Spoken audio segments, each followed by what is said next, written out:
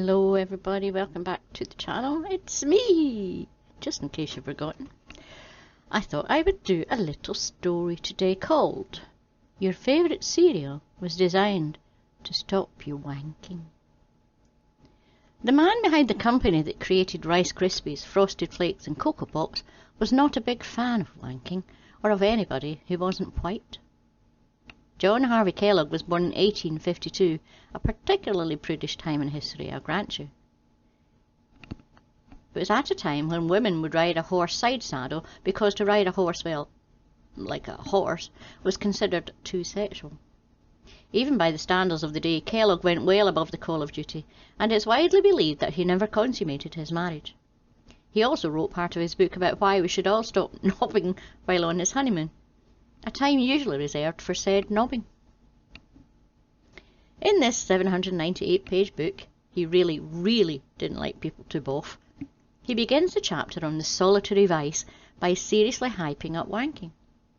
Its frequent repetitions fastened it upon the victim with a fascination almost irresistible, he wrote, later adding that there's an alarming prevalence of the vice, confirming it was all the rage those days.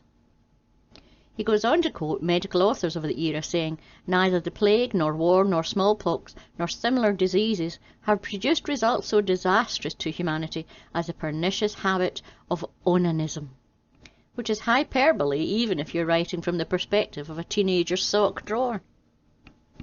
The book made specific claims about how the act harmed people, recounting symptoms such as mood swings, bad posture, I'm imagining slightly hunched, and acne, which is, in a weird coincidence, basically a diagnosis for being a teenager.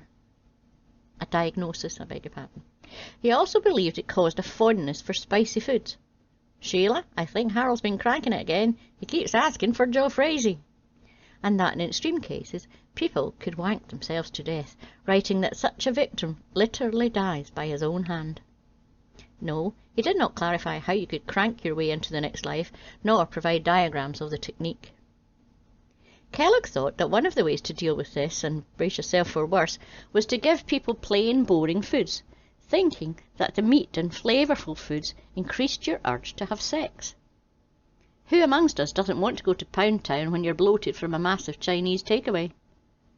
His cereals, including granola and Kellogg's cornflakes, were an attempt to make a cereal so boring it would stop you from jacking it like a chastity belt you can chew. Thankfully, his more business-savvy brother moved the business away from this sort of branding, and we never had to hear Tony the Tiger say, "They're to stop you ejaculating." Surprise, surprise. Eating shit cereal doesn't really work in a way that'll make you stop touching yourself, other than for the brief period in which you're eating it. But Kellogg had another trick up his sleeve to stop people, and it was a bit of an escalation. It can be summarised as this. "Right, eating cereal hasn't worked. Time for some genital mutilation." Kellogg was the leader of an anti-masturbation movement, and he advocated circumcising boys in the most painful way possible as a means of keeping them from touching themselves. "The operation should be performed by a surgeon without administering an anaesthetic," he wrote, "as the brief pain attending the operation will have a salutary effect upon the mind, especially if it be connected with the idea of punishment, as it may well be in some cases." He also favoured sewing the foreskin together with a single wire to make it impossible to get an erection, tying the victim's hands together and placing their genitals in his own patented penis cage. In girls, he preferred enemas, the application of blisters and other irritants to the sensitive part of the sexual organs, applying carbolic acid to the clitoris, and of course the removal of the clitoris altogether. It's a testament to how utterly bizarre his views on doing the 5-dog dance were that people barely mention that he was massively into racial segregation and eugenics, including wanting to sterilise the mentally ill, which was a bold move for someone going around talking about mutilating genitals and designing anti-wanking breakfast treats. Enjoy your breakfast tomorrow, boys and girls. The end. Don't forget to like and subscribe, and press the wee bell notification.